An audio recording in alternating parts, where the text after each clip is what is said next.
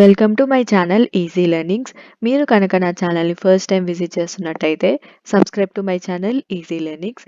ఇప్పుడైతే ఇచ్చిన క్వశ్చన్ని సాల్వ్ చేద్దాం.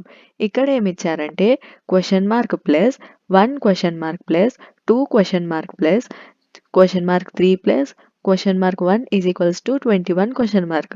సో మనం ఇందులో నుంచి అసలు ఆ క్వశ్చన్ మార్క్ ప్లేస్లో ఏ నెంబర్ సెట్ అవుతుందో కనిపెట్టి ఆ నెంబర్ని రీప్లేస్ చేయాలన్నమాట. అంటే ఆ క్వశ్చన్ మార్క్ ప్లేస్లో నెంబర్ని రీప్లేస్ చేయాలి. క్వశ్చన్ చాలా వెరైటీగా అనిపిస్తుంది కదా. ఈ క్వశ్చన్ మనకి యూపీఎస్సిలో అడిగారనమాట. 2018లో యూపీఎస్సిలో అడిగిన క్వశ్చన్. సీసాట్ పేపర్ ఉంటుంది కదా మనకి యూపీఎస్సి ఎగ్జామ్ అప్పుడు. సో అందులో అడిగారనమాట 2018లో. సో ఎలా సాల్వ్ చేయాలో చూపిస్తాను చూడండి. దీనికి పెద్దగా ఫార్ములాస్ కానీ ట్రిక్స్ కానీ ఎలాంటివి లేవు. జస్ట్ ఆప్షన్ ఇక్కడ పెట్టి ఆప్షన్స్లో ఉన్న నెంబర్స్ ఇక్కడ పెట్టి మనం వెరిఫై చేసుకోవడమే. ట్రయల్ అండ్ ఎర్రర్ మెథడ్ అంటారు కదా, అదే అనమాట. ఇప్పుడు సపోజ్ ఇక్కడ 4 ఉంది ఫస్ట్ ఆప్షన్లో. 4 పెట్టి చూడాలన్నమాట.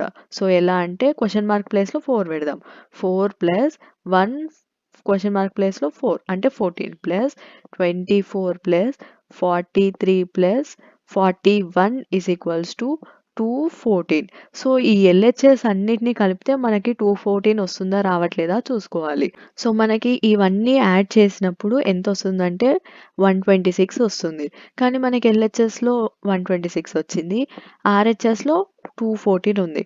ఈ రెండు ఈక్వల్ కాదు కదా. సో ఈ ఆప్షన్ అనేది తప్పనమాట. సో అట్లా అన్ని ఆప్షన్స్ చూసుకుంటే వెళ్ళాలి. సపోజ్ మనం ఈ డి ఆప్షన్ తీసుకుందాం 8 అని. సో రీప్లేస్ చేస్తే ఏమొస్తుంది 8 plus 18 plus 28 plus 83 plus 81 is equals to 218. So ఇప్పుడు మనం ఎల్హెచ్ఎస్లో ఉన్న వాల్యూస్ అన్నీ యాడ్ చేద్దాం. సో ఇవన్నీ యాడ్ చేసినప్పుడు మనకి 218 వస్తుంది. ఎల్హెచ్ఎస్లో 218 ఉంది, ఆర్హెచ్ఎస్లో కూడా 218 ఉంది. అంటే ఈక్వలే కదా. సో అప్పుడు మనకి ఆప్షన్ డి అనేది కరెక్ట్ అనమాట.